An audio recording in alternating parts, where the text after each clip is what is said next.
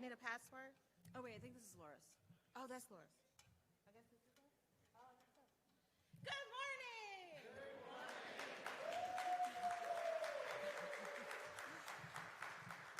Good morning. So I'm Adrienne Guillory. I'm one of your co-chairs this year, and this is my co-chair, Jen Romano. It's Good so to see great you all. to have you all here. Thank you so much for coming. All right. First, we have to, I guess you want me to use a mic. You do. I see him coming to get me right now. She's pretty. Y'all know, loud. y'all know me. Y'all know I don't need a microphone. All right. First, we want to thank our sponsors. We cannot do events like this without amazing support from the community and our sponsors. So we want to make sure we thank them.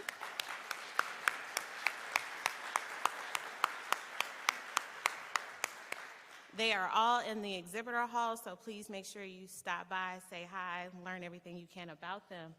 Next, we would like to thank our board. So if everyone on the board will please stand up so everyone can see your faces.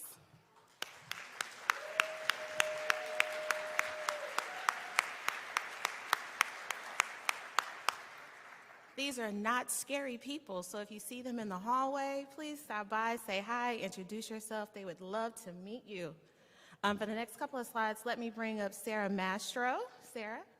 She is the president of the UXPA International Board, so if we can give her a huge round of applause.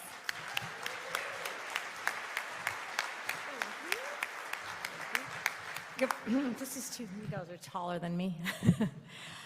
Thanks everyone for coming. We're so excited for this week, and thanks to Jen and Adrienne for what's going to be an amazing event. I just wanted to highlight a little bit about UXPA International before we start. I think we have, how many people in the room are first-time attendees? Woo! How many people, honest, it's okay, how many people had not heard of UXPA International before this year? All right. So just a little bit about you. UXPA International is a all-volunteer-run organization. So we all have our day jobs, and then we love UX, and we love this organization so much that we all volunteer for this organization. Our board members, our chairs, it's all volunteer-run. We do a lot. Our conferences is our big ta-da every year, but we do a lot of things. We do, I'm really loud, but this seems like, yeah, thanks. That's great. Yeah. We do the journal, we do the magazine, UX Magazine, we have webinars, short courses, we do a mentorship program. I don't know how many of you have been involved in our mentorship program before? Okay, all right. We have member discounts, we have a job board, we do a salary survey, we have our conference. So there's a lot going on in the background, and there's a lot of offerings on our website in addition to our conference. So you're going to have an awesome time this week. You're going to say, how can I be more involved with UXPA International? Because this is such a great organization and these are such great people. What can I do? Well, there's a lot you can do. So UX Magazine and the Journal, you can get involved. We're always looking for contributors. We're looking for writers. We're looking for volunteers. Local chapters, Christina, stand up, wave. Find this lady, track her down. She is our director of chapters, and she is going to be the one to help you facilitate that. Webinars and short courses, Joshua, find this guy, or scan. Not sure about what you want to do for the magazine, Andrew. Andrew's your guy. Our salary survey is now live, and thanks to Measuring You, you can scan that QR code, or you can just go to our website. Thank you, Rajesh, who is our treasurer, for pulling that together, and Vicky, who is our director of web. Vicky, can you stand up for a second? Because if you have any ideas of things you'd like to see content-wise, find her. And finally, of course, our international conference. We couldn't do this without a lot of you, of course, chairs and contributors, and Adrienne and Jen will get into that more, but if you are interested in moving forward, then we would love that as well. So thank you, everyone, and I hope you have a great week.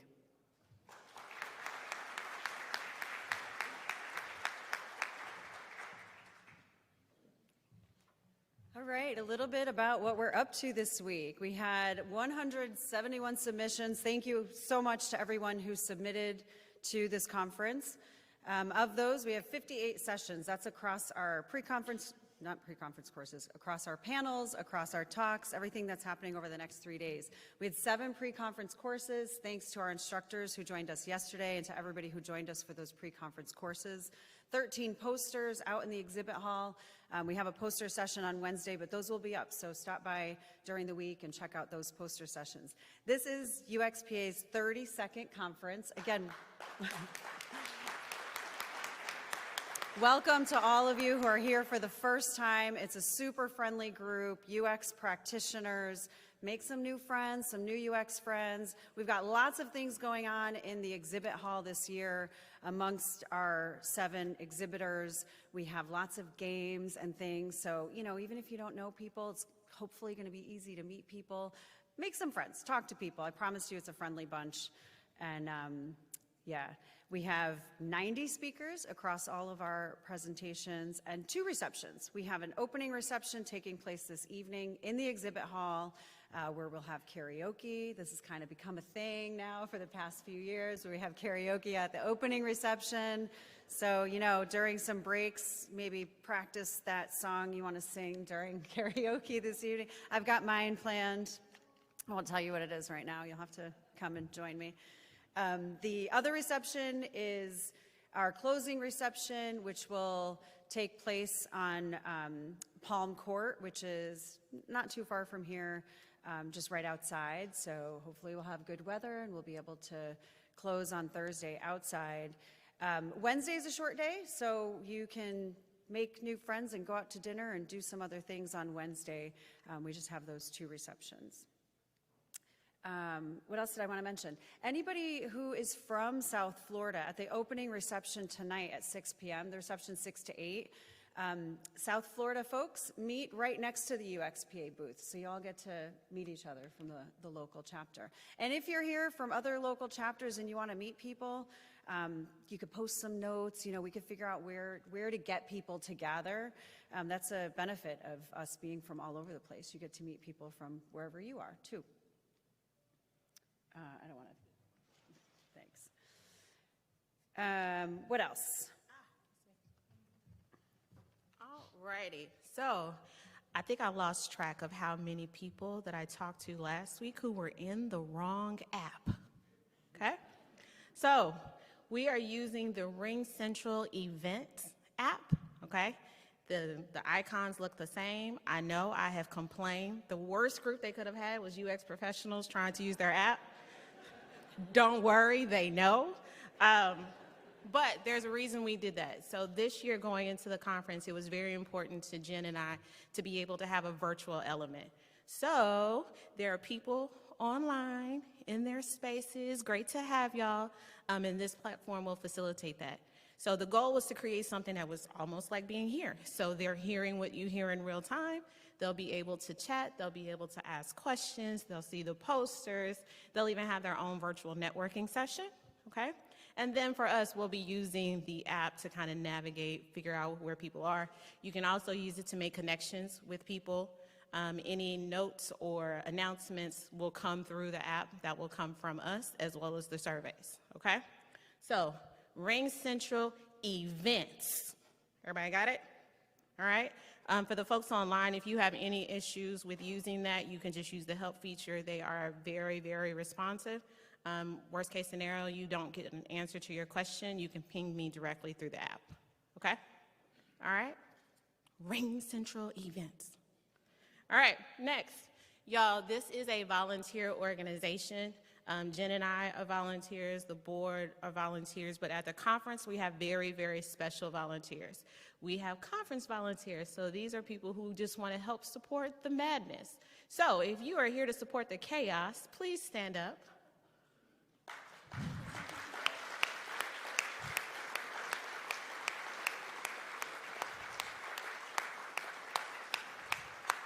Thank you. So Matt, if you'll stand up and raise your hand. Matt is the leader of this group, so if you need help with anything, find somebody in this very pretty coral shirt and they can help you, okay? Thank you. Next, we have the committee members. So if you helped plan this conference, can you please stand up? Committee members?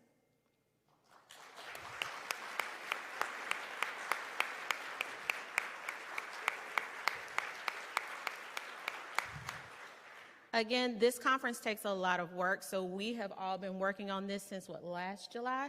So these people have committed a lot of their time, and they do amazing work, and we could not do it without you. You can learn more about the committee members on uxpa2024.org, and you can connect with them there, okay? All right, so what is this flamingo doing up here? Yes, we're in Florida. It's kind of like a Florida thing, but we have a game this year. Who was at our Toronto conference? Anyone? Okay, so maybe you remember the Find the Lumberjack game. We had a little lumberjack in Toronto, and we hid him around the conference, and we're doing that with the flamingo. So if you find this little guy or girl or this flamingo, if you find this flamingo, you might see it kind of like poking out. You might only see its head somewhere. Grab it and bring it to the UXPA booth. We have some prizes. So we'll have you take a picture with the flamingo and with your prize, and then we'll hide it again. So throughout the conference, you'll find it. It'll be in our area. You're hopefully not going to find him like down on the beach. It should be like in our conference area. So that's one thing we have going on. Find the flamingo. We have cornhole. We have a giant Connect 4. We've got Legos. We have a photo booth. We have a big map. Where do you live? Go there, put your little pin in there so we can see where everybody's from. We have a graffiti wall. Go and tag it with something appropriate for this conference. We have a job board on the other side of the graffiti wall. So if you're hiring, print out some job postings and stick it up there. If you didn't print anything and you want to stick your business card up there, if you want a piece of paper and you want to write something, just let us know. But we would love to fill up that job board. I'm sure many of us would love to fill up that job board. Food and drinks, we've got lots of food throughout the entire conference. We heard from some of you about vegan options. We will have vegan options. We are making sure everything is labeled, if things are gluten-free, if things are vegan. If you see something that's not labeled, please let us know so we can get that taken care of. Our receptions are heavy, heavy appetizers. Come hungry and thirsty. And what else? At the hotel, we have spa discounts, and I heard there's lots of openings this week. So, in those breaks and evenings and whatever, if you want to go to the spa, there's a 20% discount. Let them know you're with our group. There's also yoga on tomorrow morning at 7:30, and then not until I think Friday. So if you're into 7:30 yoga on the beach, which is lovely if the weather's good, then yeah, sunrise yoga. And then in the city, we have a pamphlet at the registration desk with some things going on in the city. It's a beautiful place. I know it's super hot, but it is really beautiful. There's a great boardwalk. So, if you want to get out, let us know. Go meet those South Florida folks at the UXPA booth at 6 p.m. and they can tell you more places and more things to do in the city. So hope you all have a great time. And let us know, let Adrian and I know, and obviously the board and all these lovely volunteers if you need anything at all or if anything is confusing or whatever. Oh yeah, so you should have received drink tickets at registration, 4 drink tickets. That's for either reception. And if you are thirsty after you use your 4 drink tickets, there's also a cash bar where you can pay or charge it to your room or ask your new friend for their drink ticket. It's usually some floating around. All right. Oh, yeah, that's it. Okay. All right. So one of the things that we did last year that I loved seeing, and I want to make sure that we continue doing that, is I like seeing pictures on the wall of things that are happening. Our volunteers took great pictures yesterday. So what I would love for you to do is, as you're at the conference, please take pictures. I will post this on the app so you have access to it. Please send us pictures of you just enjoying the conference or something interesting you've seen. For our folks at home, go ahead and send us a picture of your setup and you rocking out at the house. We would love to see it. Make sure you tag it with UXPA 2024 if you post it on any of the social medias. I think that's it. All right. We always like to start the conference with a friendly reminder. As Jen mentioned, this is a very friendly conference. We have a code of conduct. I know we don't have to worry about this group when we say that, but we make sure that we post it anyway. If you have any issues, any concerns, anything makes you feel uncomfortable, please come get us and we'll take care of it, okay? One more thing, sorry, I forgot. We all need more cowbell. So, you'll be hearing this Right as sessions are about to start. So we've got that little triangle, which is a gentle reminder that sessions are about to start. Do you still have it? Can you do your bell? That's the gentle reminder. That's the gentle reminder. Yeah, but then Time you'll to- hear this, so, yeah, just keep your eyes peeled for the cowbell. Your ears peeled. Okay, so it was funny. People were like, "Are you trying to keep your keynote a secret?" Yes and no, whatever. But I would like to tell you a story. So over spring break, me and my kids. If you saw me last year do the closing keynote, I told you my husband was like, "Get through the conference," right? Well, I can say it now, y'all. I got married. Anyway. So. My husband and I took our boys to the African American Museum up in D.C. And if you've never been there, it is an amazing experience. And on the first floor, the exhibit was talking about futurism. And I had never thought of futurism in that way, okay? I won't give all the details, but it gave me goosebumps. So when we were thinking about the conference, piggybacking on kind of where I ended the keynote last year, I said, I really feel like this group should start to think about where are we going. And I was like, is there such a thing as a UX futurist? There are UX futurists. So we talked to a few, and one in particular, just talking to her gave me goosebumps. And we talked about kind of what our vision is for this talk. So I introduce you to Laura Oliver, our keynote speaker.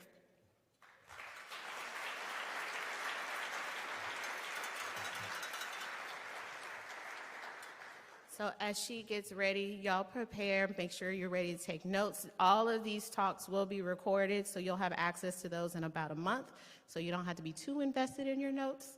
And then again, if you have any questions whatsoever, please find anybody in the volunteer shirt or Jen and I will be happy to help you. Welcome to the conference.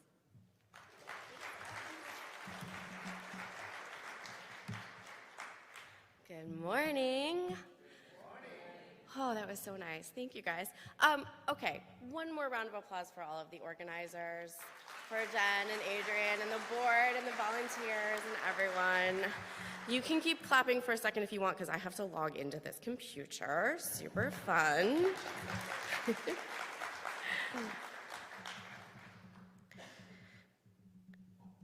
I can't think and type a password at the same time, you guys. It's not a thing.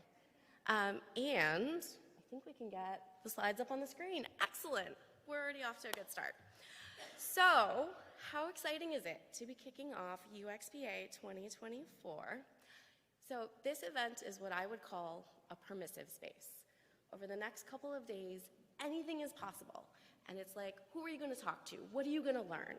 It is an amazing opportunity to fill your cup with energy for the present and an opportunity to fill your bag with tools and insights and methods and other things that we'll use in the future. So, today we're going to talk a lot about the future, but first, just how lucky are we to be here together today at the start of this? I'm so excited to be here with you. So we're going to talk about many futures of design and UX and ways in which you can take agency in shaping these things. I'll give you my definition of what is futures thinking. I'm going to tell you why I think you all already are going to make great futurists.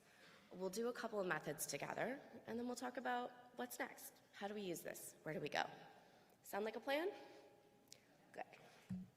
Okay, so who am I? I'm not a surprise, a mystery. My name is Lauren Oliver. I am a design leader, a storyteller, a futurist. I have had a lot of titles over the years, from copywriter to principal design director. I've worked with big brands, I've worked with global companies. My current and possibly my favorite clients are actually in the US federal government. They are agencies using design to create better customer experiences, to align across silos, to design products and services that people actually want to use, not just they have to use. So I love working with them. Over the past 4 years, it's only been 4 years for me, that I've been incorporating futures thinking and strategic foresight methods into all of my design work. I've pulled together a couple of my favorite resources and I'm going to reference them a couple of times throughout the talk, so if this is something you want to learn more about, happy to share where I did my learning in some of these links. This is probably my favorite thing to talk about, so thank you for being here with me to talk about it today. So that's kind of my background, but let me tell you a little bit more about who I actually am and kind of how futures thinking has already changed the way that I act in the world today. So I've always been interested in food systems. I mean, basically anything that influences how dinner ends up on the plate, whether it's how it's grown or the supply chain or, you know, what are the choices that we have in the grocery store or with Hello Fresh or at a restaurant, that all of those things influence, right? And as I started thinking about the future of food and food systems, I wanted to learn how to be a participant as more than just a consumer. So I bought a pack of seeds. You guys, gardening is now my favorite hobby. It is like my favorite thing to do. So that's one really easy way, is just buying a pack of seeds. My kiddo has absolutely reignited an interest that I have in space, which led to an interest in, well, what's he gonna be when he grows up? What's the future of space jobs look like in 10 years? What careers that maybe I didn't know existed 10 years ago are gonna be available to him? And that was kind of my gateway drug to all things space economy. Cut to, this guy sits down next to me on a plane wearing a Blue Origin t-shirt. 2 hours later, I have a new best friend. We've been talking about how in less than 10 years, there's gonna be space stations. And whether or not we go as space tourists, like, I don't know, but they're gonna exist in a way that they haven't before. And I was able to take my kid on a tour with my new friend of the Blue Origin New Glenn rocket factory. And I'm obsessed. If you guys wanna talk more about like space nerd stuff, please, I have no chill. But then at work. So incorporating a range of futures methods into my design methods have really helped me cement not just an expanded range of creativity and inspiration, but I've been able to establish that I'm a person you come to if you want to talk vision, if you want to talk big ideas and long-term strategies, or you need to bring your stakeholders on that journey, Lauren is someone that you want to call. And so that's been really exciting for me. I've been able to insert myself into projects, including one on Gen AI, that I maybe wouldn't have been invited to if I hadn't put myself out there like this. So of course, everyone else is talking like technology, Gen AI, and I'm showing up with like a big futures wheel that you can like spin and it clicks and it's like really fun, right? But I also think a lot about who do I want to design for in the future? And what are those design challenges that we're going to face? So if we're going to go to space, we're going to need to eat, right? So somebody's going to grow food in space, and they're doing really cool things today with like robotics and harvesting. And so it's not inconceivable that maybe someday I'll have a moon garden, and maybe I'll be able to control it from my living room. But I think about, well, what's that going to look like? Is it just going to be a dashboard, or am I going to be able to sing to my cucumbers and like really feel that feeling of like the dirt and the leaves in the same way? I think a lot about the future of work, and one thing I cannot stop tripping over is the future of industrial artisans.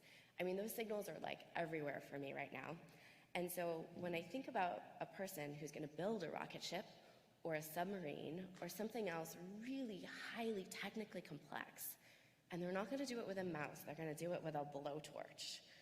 What's that interface going to look like? How are we going to design for them? I mean, we're already doing it today, but what's that going to continue to evolve into? And how do we think about that? So all of these things have kind of come together to really change how I want to show up in the world, and I'm hoping to give some of that to you guys today. So, what is futures thinking?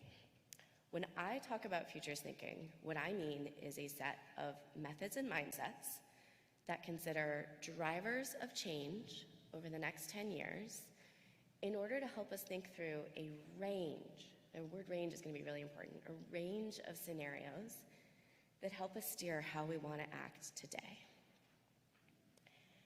I usually mean about 10 years out as a time horizon. There's some wiggle room there, but that's kind of the time horizon that it takes for change to really take hold, but also for you, as you think through it, to kind of let go of what you anticipate for the next couple of years and really think a little bit further out, beyond what you might think you know. I oftentimes will also use futures thinking and strategic foresight as interchangeable, and they're not. There's some real nuance if you want to dig into that.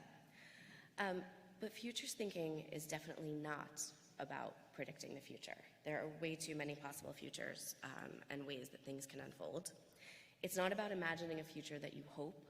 It's not about imagining a future that you fear. It is really about taking a human-centered approach to imagining this range of possible futures, good, bad, ugly, sideways, upside down, everything in between. It's a really creative and powerful step you can take towards that future. Now, design thinking and futures thinking make great cousins. They're both rooted in that set of methods and mindsets that encourage new ideas, ideation, collaboration, and oftentimes a sense of shared purpose. But while design thinking and service design, all of that converges into a single focus around a specific product and its features or a service, and we're usually building something for, maybe 2 years, maybe 5 years at the outset. In futures thinking, we do have that kind of convergence of signals and trends that are coming together, but then we're diverging to create those multiple possible scenarios of what our future can include. And it's this idea of many possible futures that also stretches your imagination and really fuels your ability to think differently about some of the actions you might want to take today. So here's the good news. As designers, as UX professionals, researchers, product managers, whichever titles you use and prefer, you already have some of the superpowers that futurists need. Creativity, collaboration, and storytelling skills are some of the best things that you're going to bring to that futurist table. So I also say bonus points for optimism. I happen to be an optimist. That is definitely my bias in this scenario.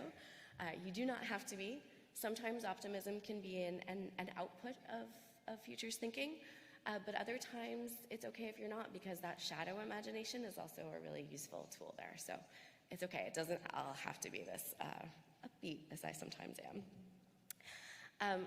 Let me give you a couple of examples of where I see design and futures going hand in hand, things that you already probably do well. So when it comes to research, everyone here already knows how to immerse themselves in the current state and to look for context. Important. Research and futures thinking starts with signals and then expands to trends. So a signal is any kind of a clue to a shift, a new technology, a new policy, a new emerging behavior, right? We're all great at spotting emerging behaviors. Signals can be weak or strong. You may want to try to find them before they're mainstream news, but they can also be really loud along the way. And if you want to gather a lot of signals quickly, you want to diversify the group of people that you're collaborating with, the same way you want to look at diverse groups of users. When you start to synthesize your research, you probably use affinity mapping or other types of frameworks to help you see patterns. In futures thinking, one of my favorites is called a futures wheel, but I also really love a method from Amy Webb called Cypher with a C that helps me look for things that I've missed and I wouldn't see otherwise. When it comes to ideation, I mentioned a couple times that you're going to imagine multiple scenarios. I will show you a method called For Futures that I think is really kind of core to that. The same way that personas are a really helpful tool in design and UX, you can use future personas when you're thinking about what's going to happen in the future and who you're going to design for. My favorite design methods are all highly collaborative and really fun. And so one of my favorite futurists is Jane McGonigal. She has a PhD in game design, I think, among other things. And yes, I see nods. So if you love methods like that, she's a really accessible futurist to get started with. I'll show you one of her methods today as well, too. And then, much like design, futures creates an opportunity to test ideas and strategies. We don't have to get it right the first time. We absolutely want to test, learn, and iterate. And then prototyping. If you think about it, I think every prototype in design is actually a representation of the future that we've made tangible for today. You can prototype any idea for the future, whether it is a sketch or a storyboard or paper prototype or something that's really clickable and highly refined. In futures thinking, we can do all of that, but also sci-fi and comic books can be really robust prototypes. There's a Arizona State's Threat Casting Lab has some of the best sci-fi prototypes I've ever seen, and they're really immersive and fun. So these are some of my favorite design and future parallels, and if you dig more into some of the futures methodology, I think you could find some more. But let's talk for a quick second about futures methodology. So all of the great futures institutes have methods that they teach that are very robust. I had a bunch of them up on that earlier slide. The service designer in me really likes University of Houston because they have a 12-week method that's very structured and rigorous, and I find that really easy to follow. I mentioned the University of Arizona's Threat Casting Lab that does some of the best scenario writing and sci-fi comic books, which I love as a design output. And then Institute for the Future, which is where also Jane McGonigal is, has some of the more expansive libraries of methods that can be paired together in different ways. So if you use Luma Institute's library of methods in design, I think Institute for the Future is really accessible in that way. But of all the future methods I've looked at, they all tend to have these same 4 common elements: understand, imagine, strategize, and act, which is not entirely different from a double diamond approach that we often use either, but let's break it down just a little. So when it comes to understanding, you'll hear about signals, which are like the building blocks, little clues to the future, that make up trends. And trend is not just like a big observation or a pattern, but a trend should have direction. So we're seeing going from here to here, we're increasing or we're decreasing, or there's some sort of movement and direction that we can identify. And then drivers are kind of like the big rocks. So technology, climate, population, economy, those are more than trends, those are huge drivers. And oftentimes we're seeing trends and drivers intersect in really interesting ways. So I don't think I have to tell you too much about trends in UX, right? Like you guys are seeing those day in and day out. But what I would recommend is sometimes if you write them down, I mean, you know this trick, right? If you visualize it, it helps you think of it in a slightly different lens and way. And so that can be just a foundational element if you want to start thinking about what futures could look like. When it comes to imagining, this is where I'm going to spend a little bit more time with y'all today thinking about how do we do a range of futures and what could that look like. And I hope that that is able to help us kind of all go into the rest of the conference with the aperture wide open for what could be possible and how we want to look at all of the things that we learn and what we're going to use. We're also going to talk at the end about how taking this long view of futures can open up your ability to imagine differently and what kind of happens in your brain when you do that. Once you've taken that long view, strategizing can become really easy. It's a little bit about checking in with yourself or your organization. What do you want to steer towards? What do you want to steer away from? And then finally, we have to act in order to start shaping that future. So what are the ways we can break that down and decide where we want to go? I actually find it really hard to stay high level when I'm talking about methodology because there's always so much there. So what if we just try something? You guys want to play? I've had up at the top the Menti code, but you can snag the QR code if you haven't opened it up yet. It is a really easy tool to use, and once you're in, jump ahead to slide 10. I know that's a little bit janky, but I wanted to set it up so you guys could actually control your own pace and refer forwards and backwards if you want to. So once you get into it, and if you're in a browser, it's code 98948255. I see a couple of the little thumbs up, so I think you guys are mostly in, but I'll keep that code on the top of the pages. So the first question is really, really easy when you get to this slide. I just want to list 100 facts about the role of a designer today. I've got a couple responses pre-populated because I ran this with my team last week as a dry run, and I thought this would help keep it simple.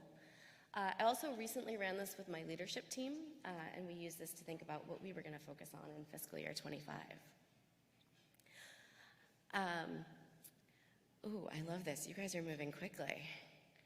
Can I scroll a little bit? Yes.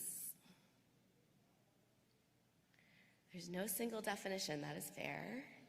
We partner with research. We prioritize, oh, you are fast, you guys. We understand users, we use different tools. Sometimes we are just viewed as graphic designers. Always we are innovators. We have empathy for the users. Okay, so I'm gonna leave this up and I'm gonna ask you guys in Menti to jump to the next question. Well, I'll show you and then I'll come back. So the next thing you're gonna do is flip those facts. I'll go back to the other page so you can see what you have, and I want you to pick three, any three, and state something opposite. So if on this slide we said some things like designers work at all the best companies, maybe over here we're going to talk about designers own all the most successful companies. Don't think too hard. You don't have to like it or not like it. Just flip something that we put over here.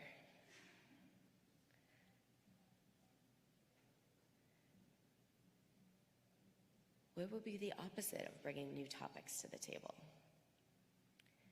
How could we flip the idea that we're misunderstood?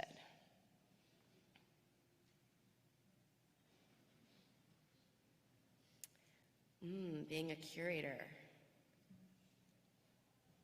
Designers come up with new ideas. That's what my team came up with last week too. How could you flip that? Put reality into a new solvable perspective. I'll just go just a little further. Ooh, a bridge between business and development. People pleasers. Oh, I hear you. Okay, so let's look at a couple of the things that you've come up with. We are valued. Design can be used for evil. Oh, the worst companies need designers. So true. Sometimes we are the only one at a big company. Designers are CEOs of all companies. Design isn't about making things pretty. Okay, I'm gonna keep scrolling and I'm gonna tell you what the next question is so you can jump ahead and answer it. But what I want you to do is pick any one of those flipped facts and imagine a world where that could be true, right? So if I started with the fact that design is a highly specialized skill set, maybe I flipped it and I came up with the idea that design is less highly specialized or requires less training. How could that possibly be true? Well, maybe in a future world, design basics are taught in high schools, and most designers learn their specialized skill on the job. Maybe. Actually, we've got, is it UX K through 12 out there? I didn't even know they were gonna be here when I wrote that. So I'll stay here for a second so that you guys can pick from these and just think about something that could be different in the future and flip it. How could any of these be true?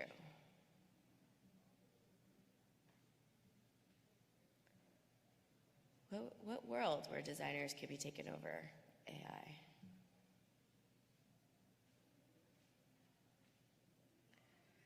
Where is there a world where we are expected to know everything?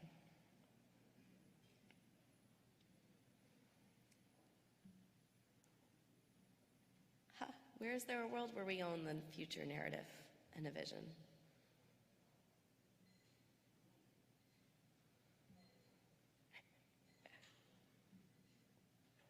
Again, you don't have to like these or not. I think a lot of people put their phones down, so. Okay, so now you've imagined a world where one of these flipped facts could be true.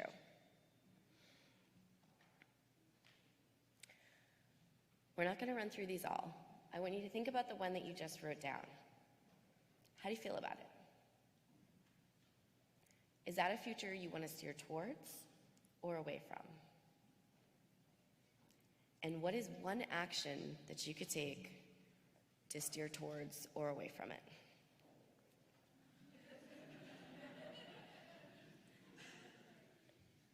Okay, we're not feeling very powerful yet today. All right. And remember that it can be as simple as buying a pack of seeds, starting a conversation. Just one really small micro thing that you do, maybe even this week, to steer towards or away something that you just imagined.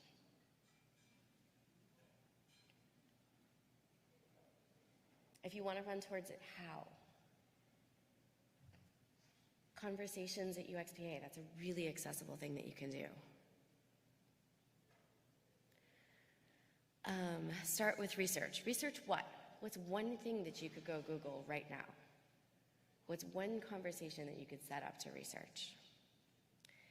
If you want to learn more, take a class in what? The only action I would ask for you right now is think about what is that class and where could you take it?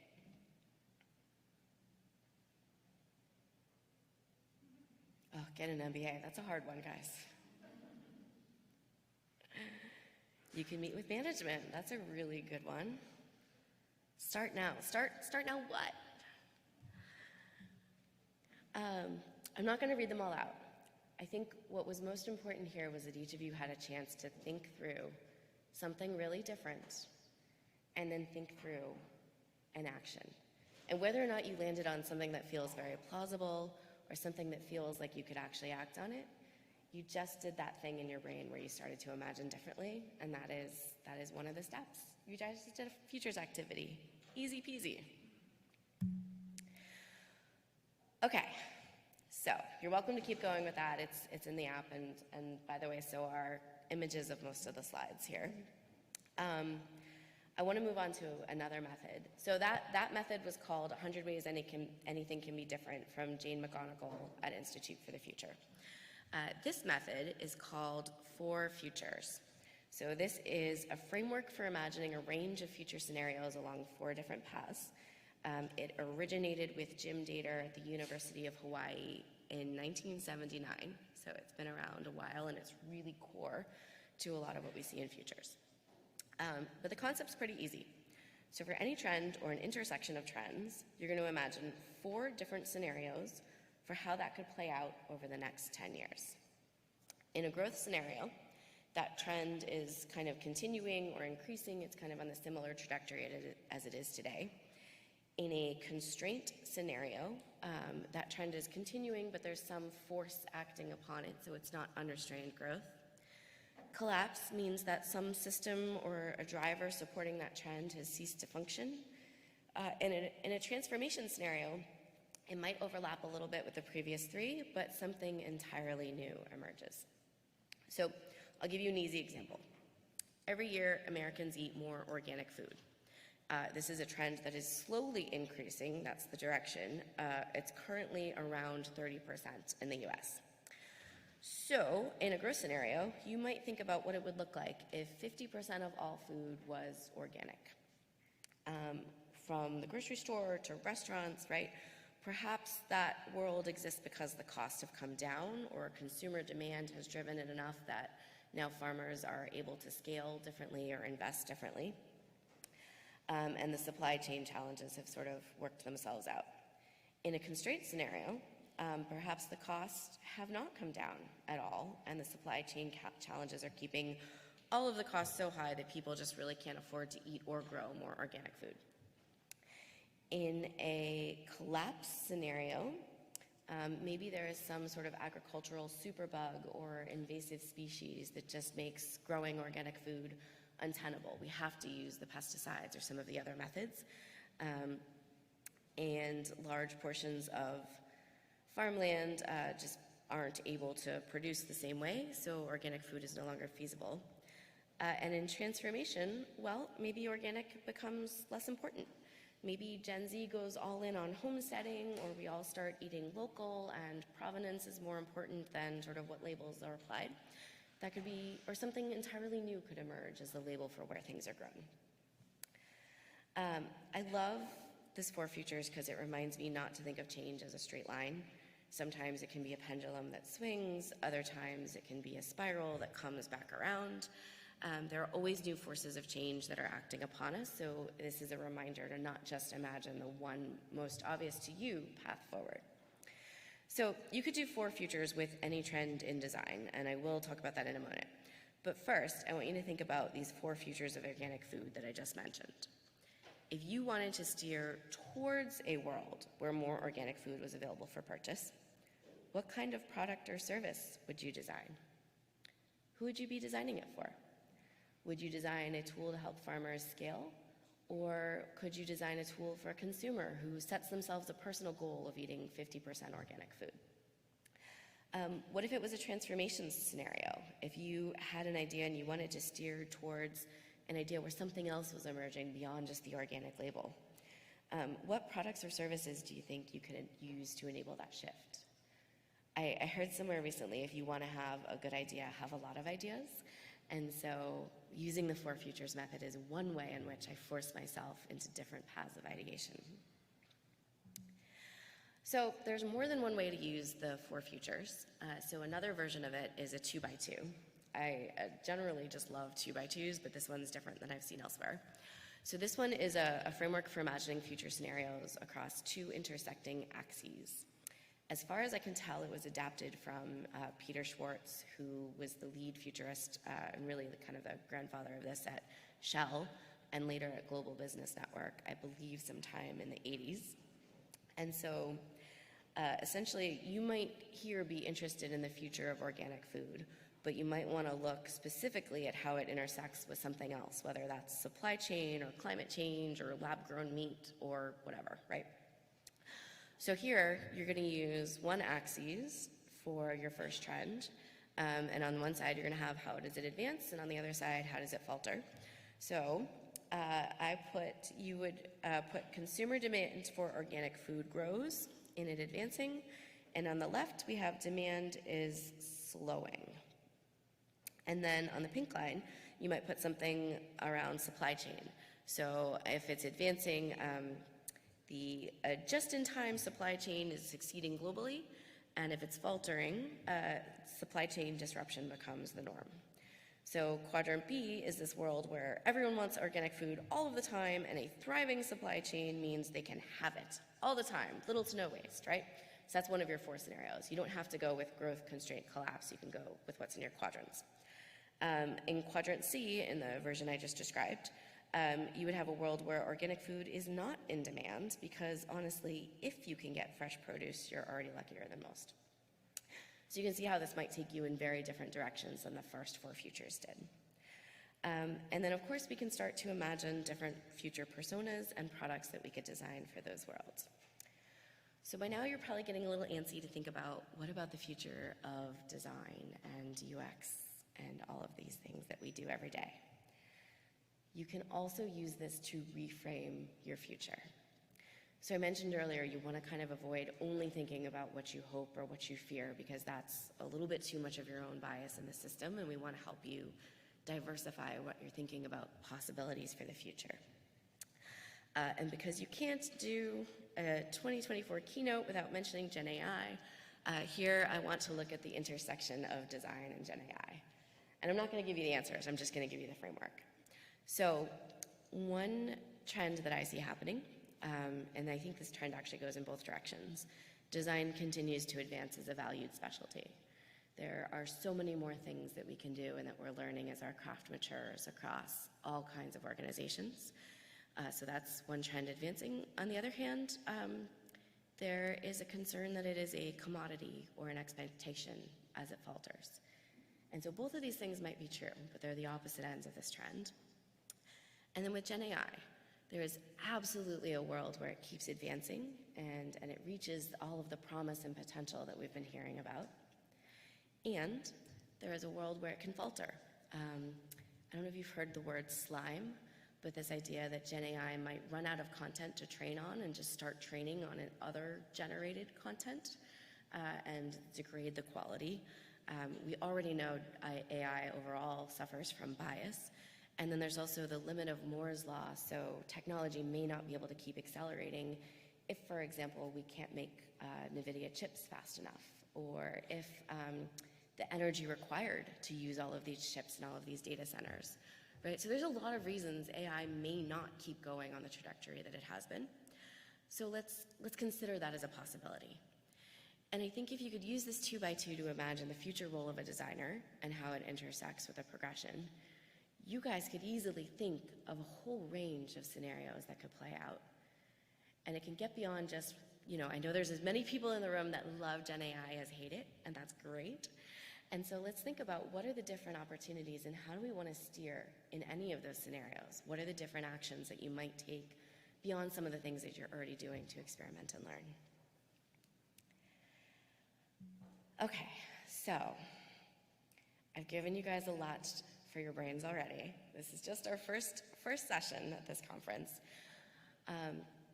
As a creative person, there's one more reason I want you to consider incorporating futures into your practice. In Jane McGonigal's book, Imaginable, she talks about episodic future thinking, which is a practice where you imagine a specific and plausible future, basically creating a future memory. She has a PhD, I do not, so I really do recommend going to read this book for yourself. It is truly one of my favorites. But she goes on for like the majority of a chapter about how when you do this episodic futures thinking, this future memory, 11 different parts of your brain light up. Because your brain has to fill in the gaps around something that hasn't happened yet, and you have to use your imagination in a new way when you're creating these different scenarios. And your brain is so powerful in its ability to learn and reframe and rewire and invent new things. So you can use futures thinking methods to keep your brain active, excuse me, to increase your creativity and keep that as part of your practice to hone that superpower that you have. It can also increase your resilience. So the idea is that when you imagine a future, you are pre-processing an idea. Futurist Peter Skobik calls it advanced cognitive work. I love giving things like a really concrete name like that, advanced cognitive work, so that when any variation of that kind of a future emerges, you recognize it, and you already have an idea of how you feel and how you want to respond. It taps into some of that same pattern recognition that we as designers use, whether it's affinity mapping or building a design system. And of course, it has a much different outcome over the long term. So let's try it together. Last activity. We're not going to use Menti for this one. We are going to imagine that we are here at UXPA 2034. You can close your eyes if you want. You can write things down, however you like to imagine. But start by thinking about, where are we? Remember that you want to keep it plausible. Go ahead and be specific. Are we in a big conference room? Are we in the metaverse? Are we on a space station? How far would you travel in 2034? Who's here with us? Is it all the same people and we're just 10 years older? Is it a different group altogether? Are we here in person, or do we just send our AI assistants and digital twins? Think about yourself. What are you hoping to accomplish in the next 10 years, and how might that change how you show up at this conference? Just imagine the room that you're sitting in, or wherever it is that you are, and hold that in your mind for a minute as 11 parts of your brain light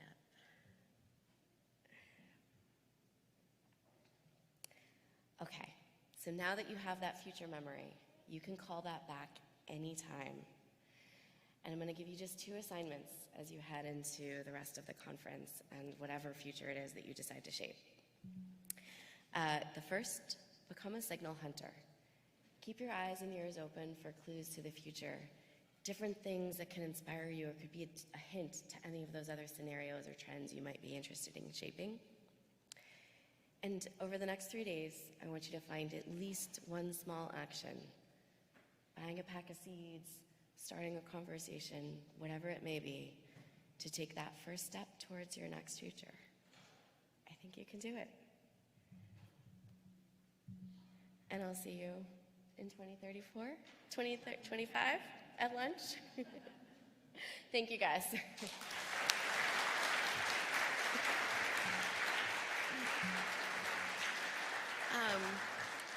I have no idea how much time I have left. We've got time. I have time for questions. Okay.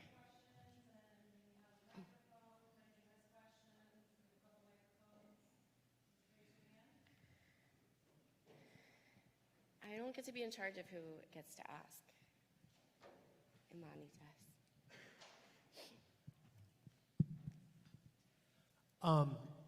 Great talk. Thank you. Yeah.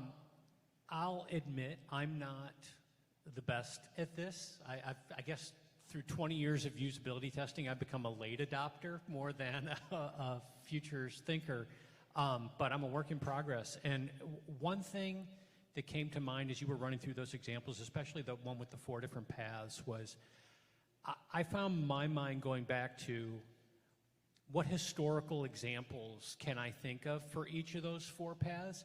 And that's when the gears got turning for me, because I was like, okay, if I think about other things that have happened, whatever, how did Blockbuster become Netflix and what's next and things like that, I found it easier then to imagine how current situations, current seeds could grow into bigger things. And I don't know if that's the right way, a bad habit, or what. I was curious for your thoughts. Okay.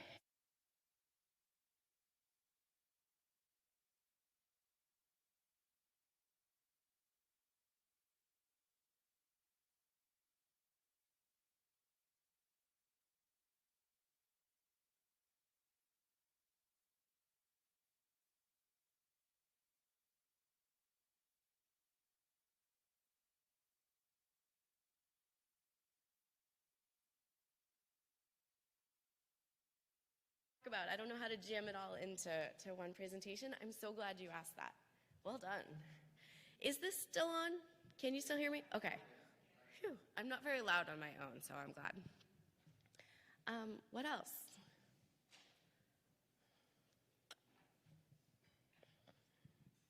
Hi, Lauren. This is Gurusha. Louder. Okay. Hi, is it better? Yes. Excellent. Hi, Lauren. This is Gurusha, and we had a lovely time listening to you, and we all were taking notes and being like, okay, how do we become futurist? And then knowing that it's all within us. Thank you so much for your passion that you showed through. My question is that could you tell us an example of how did you spot signals, something that you are predicting to come in the future? So we would love to learn about that. The question is, how do you spot signals and think about a future? I don't think there's a wrong way. I think one of the things is just, as you make observations, write them down. For me, it is being like a very curious person who just reads a lot of things. But a lot of times, there are a couple of areas that I focus on that help. So future of food, future of work, and future of space tend to be the 3 that light my brain up the most. So reading anything about any of those things. The other thing that I really like is, I mentioned a driver's wheel. So, and I think that's an Amy Webb thing. There's all of these different drivers of change. So economics, actually there's a great model called STEEP, S-T-E-E-P, social, technological, environmental, economic, political. So just thinking about what are the other drivers and intersections. So for me, when I started learning about future of work, I was thinking a lot about geography. And it wasn't just about whether I was going to be in an office or out of an office and whether or not I wanted to ride the subway anymore. But it was well, everybody on my team is now moved and we're geographically dispersed. And then randomly reading an article about Jackson Hole, where all of these people were moving, and it changed the whole demographic of that town and what rent cost, and so that was something that I kind of filed away for the future to think about. I'm down a rabbit hole. I go down a lot of rabbit holes, and the thing that this is a do what I say, not what I do, but the more you write them down, and the more you can kind of file them away and visualize them, the easier it is to start spotting the patterns. And I think it just becomes a habit or a hobby of being curious. Also, I talk to a lot of people. I don't know if you caught the thing about the airplane. When I had my first conversation with Adrian, I started talking about these artisan workers and welders and submarine builders. And she was like, oh my God, my son just signed up for a welding class. And I was talking to someone else about it, and he was like, did you know my brother is an underwater welder? And so for some reason, if you are interested and curious, the things just kind of multiply. This is where I'm I literally can't avoid signals now that I'm looking for them. That's excellent. I hope that helps. That was not a mathematical formula of an answer at all. Absolutely. Thank you so much. Yeah, thank you for asking.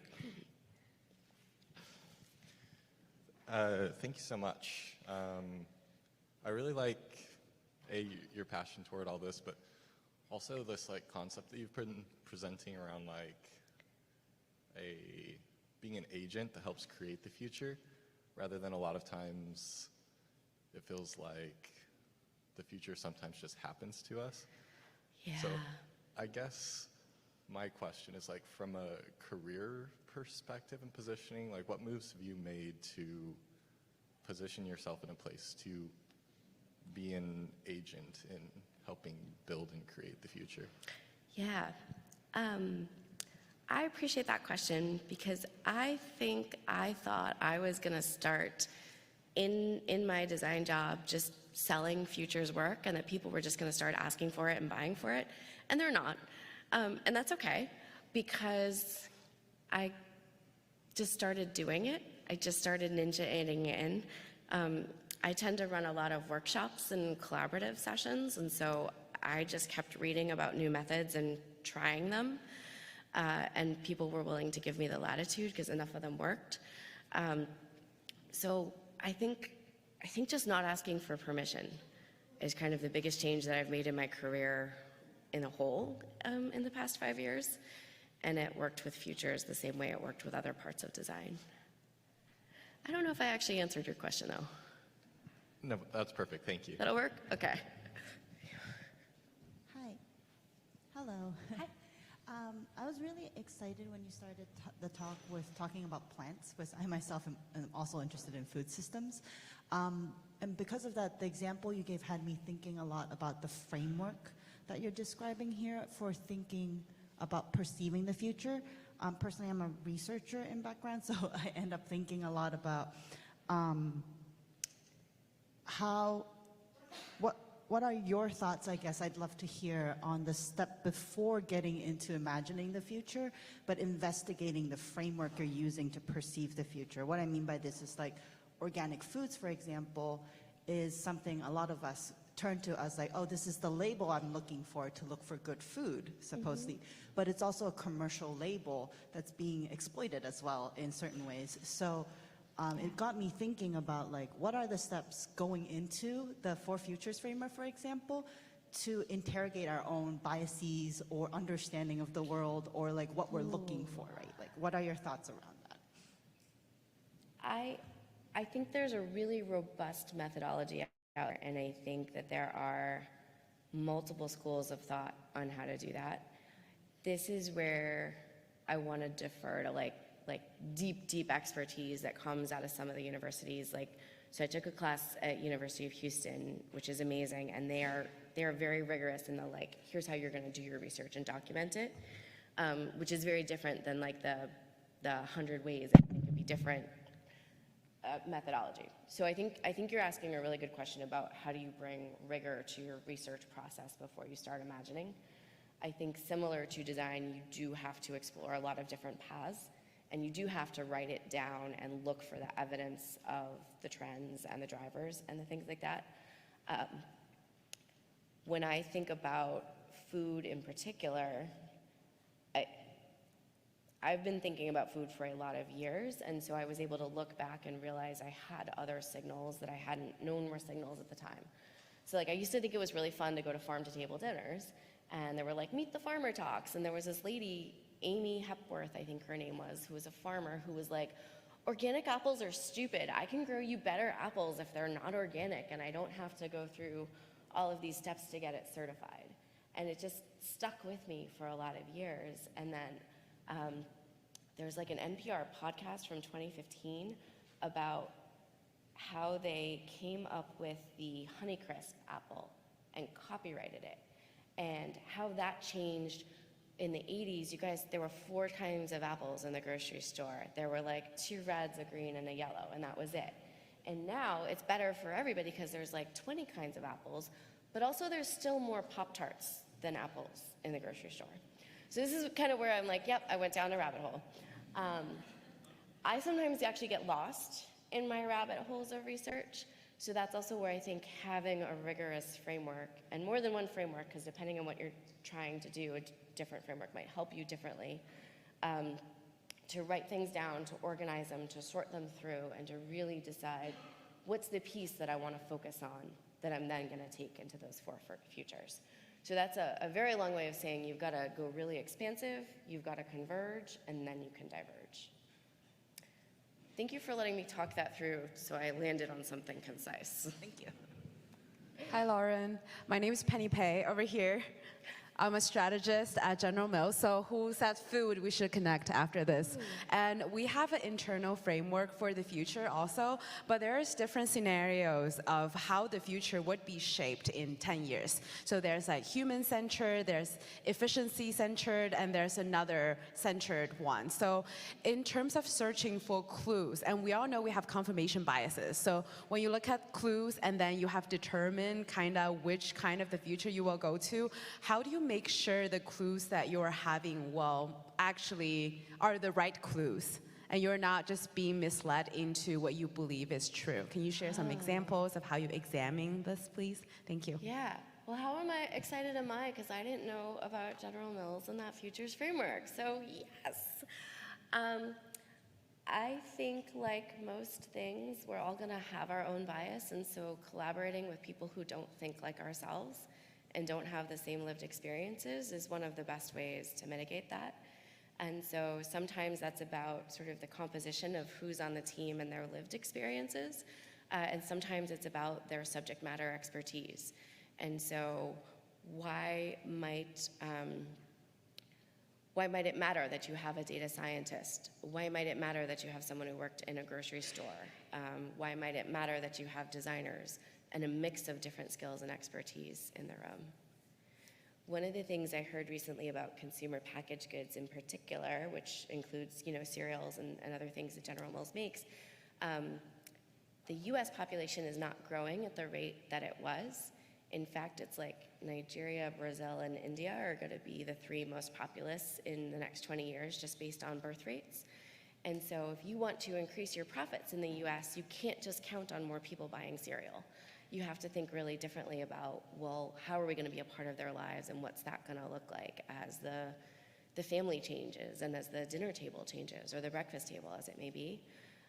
And so I've gotten really interested in just economics, which is something I'm not good at or trained at all, but what influence population and economics has on the ways in which futures kind of play out. So yeah, finding other people who know more than I do and don't have the same biases. Also, that optimism bias for me comes into play hardcore.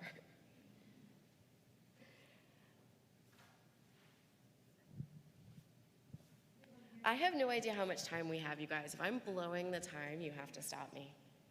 There's one more up front. I've got one. You mentioned that your favorite jobs right now are with the federal government. Yeah. I'm also a director in a federal government firm. We do a lot of work like that. I wanted to know if you could speak to some of the challenges you have in implementing these frameworks within the government and how you overcome them. So in my role, a lot of times we don't have the latitude to think 10 years out because the problems are really near term and government is funded by taxpayers who need certain results, and there is different kinds of turnover in the government, not just around election cycles, but other things. And so I think it's not only the look back to look forward, but it's the what does looking out get us? How does that color the actions that we want to take today? In many cases, that 10-year horizon is a hard sell in government. We can't think more than 2 to 5. But I can use it for imagination. I can use it to say, guys, we're just going to do this as an art of the possible. We're going to use headlines of the future to set the tone for today, and then we're going to ground it back in reality. I've had a lot of luck with people thinking about what's the demand on the mission going to be, and how is that going to change as technology accelerates, as populations shift, as borders shift, as adversaries accelerate different threats. And so I find a lot of people are really willing to talk about drivers of change, and that's a way to shift the conversation.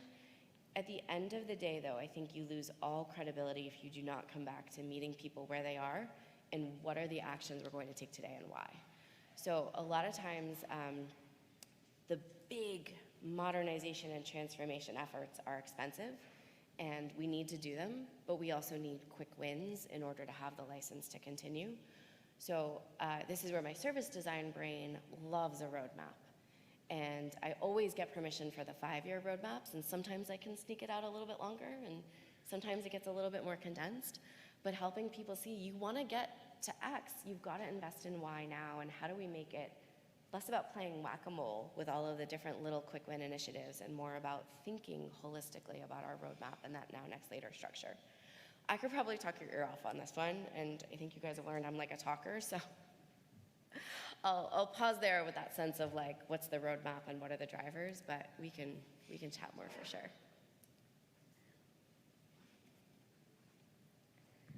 I must have blown through my slides if we have this much time for Q&A. Am I talking really fast?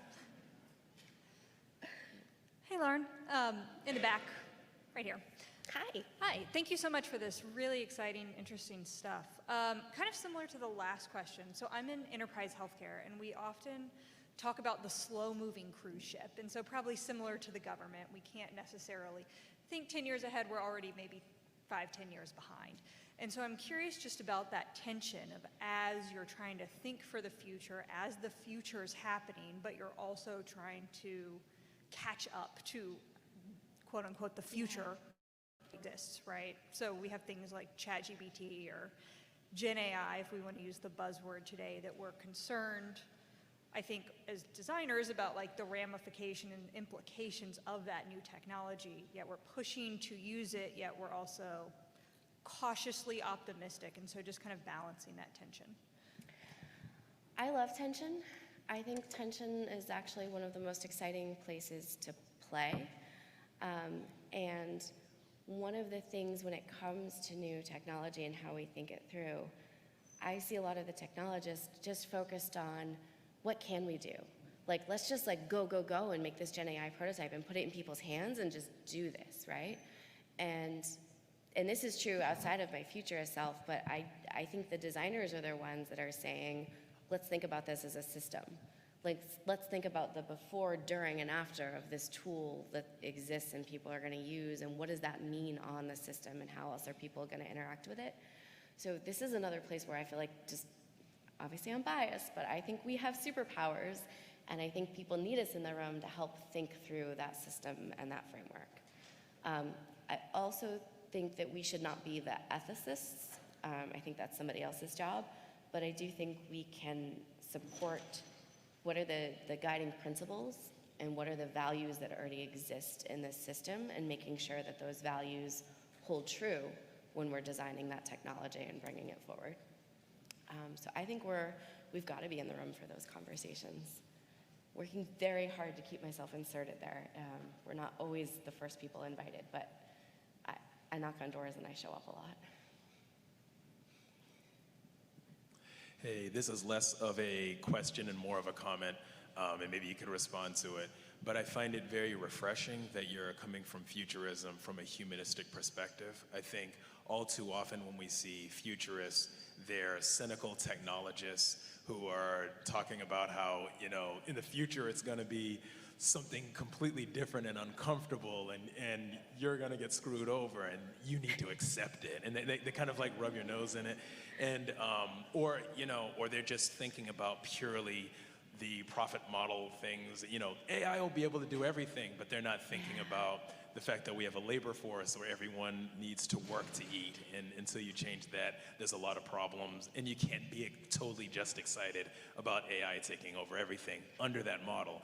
So I wonder, if there's an ability for us as designers who are, kind of have a bias toward humanism and things like that, to kind of take the reins and drive it into the optimistic direction that kind of you're talking about.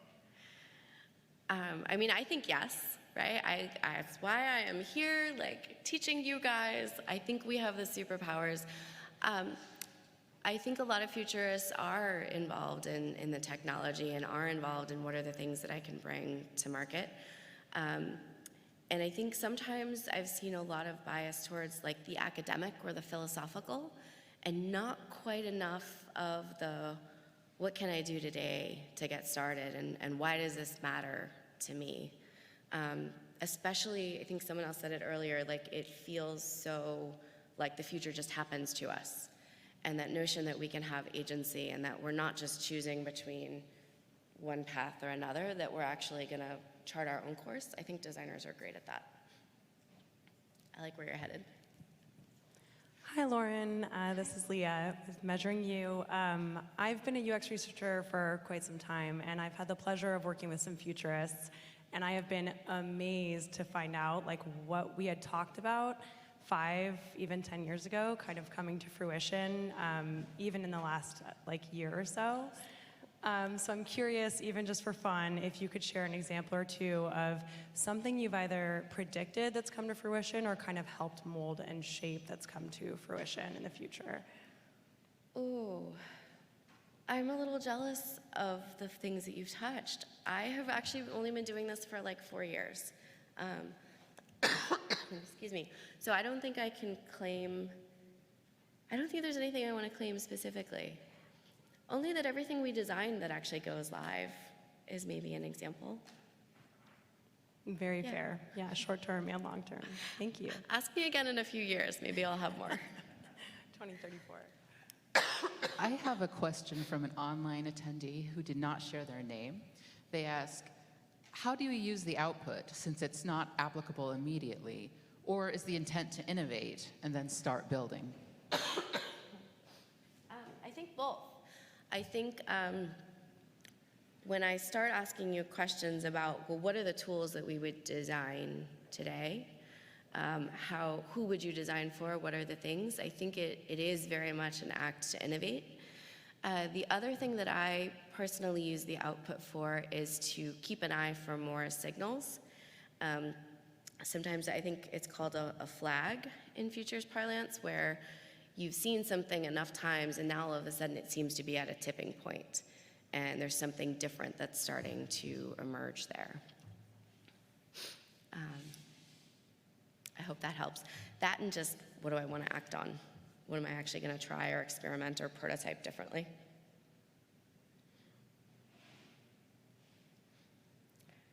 This has been so many questions. I'm like, are you still interested? What?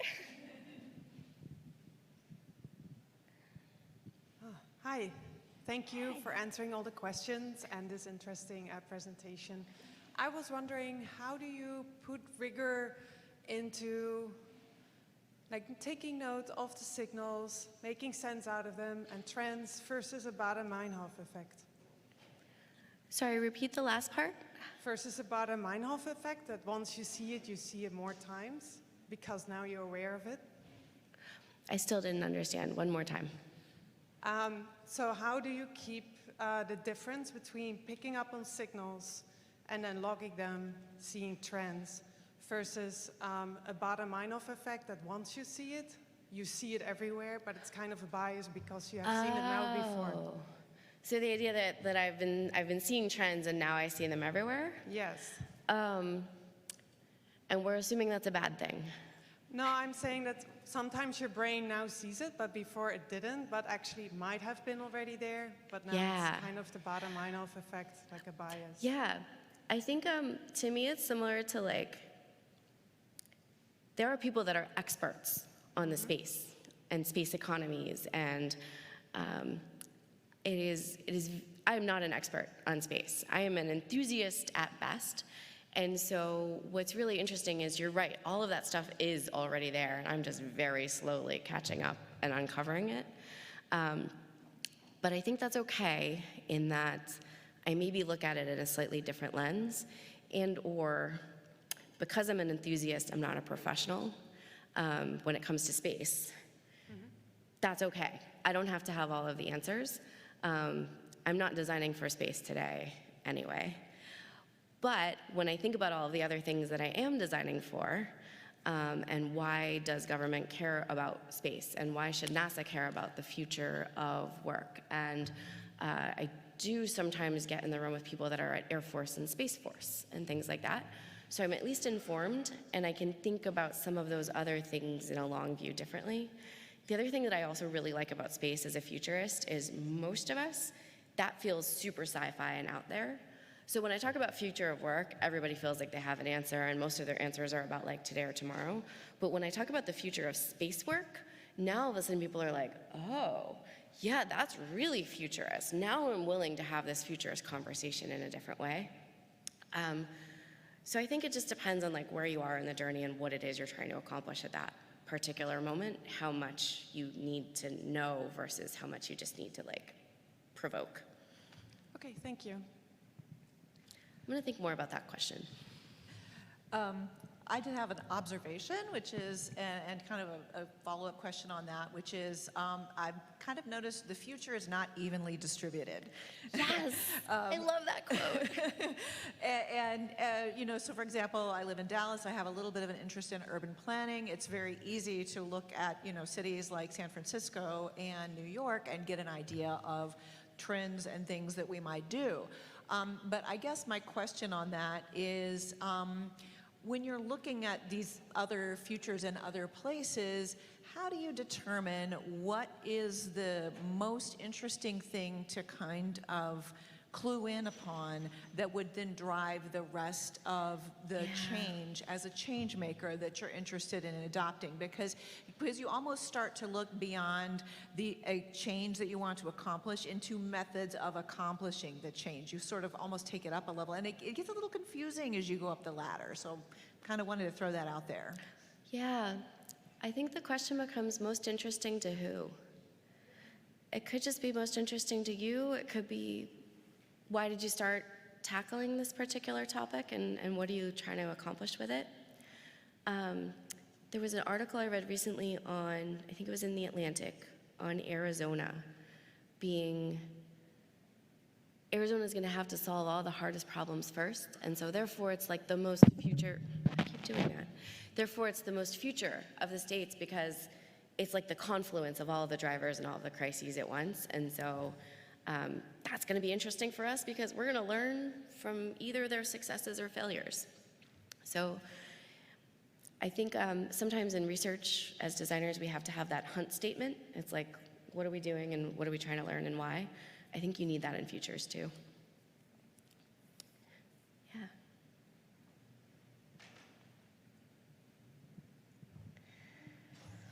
Oh, you guys really put me through the ringer. Those were good questions. Thank you so much for all of your energy and enthusiasm and participating in the Menti and the Q&A.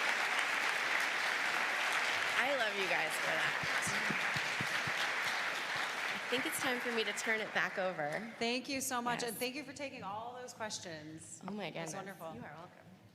All right, folks, well, it's break time. Out in the exhibit area, we'll have some snacks and things going on there for about a half hour, and then we have more sessions.